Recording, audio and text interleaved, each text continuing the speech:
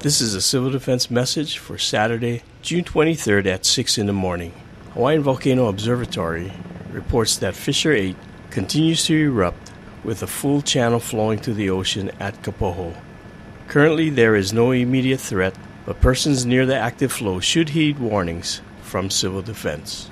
Due to frequent earthquake activity, residents in the volcano area are advised to monitor utility connections of gas, electricity, and water after earthquakes.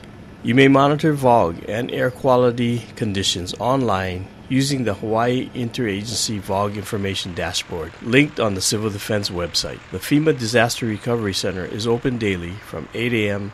to 8 p.m.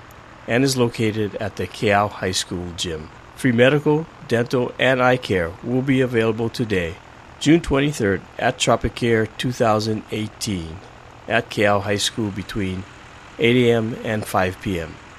Tropicare will also hold a free legal clinic tomorrow from 9 a.m. to 2:30 p.m. Tropicare is open to everyone, regardless of whether or not they are affected by the Kilauea eruption. We are on watch 24 hours a day for your safety.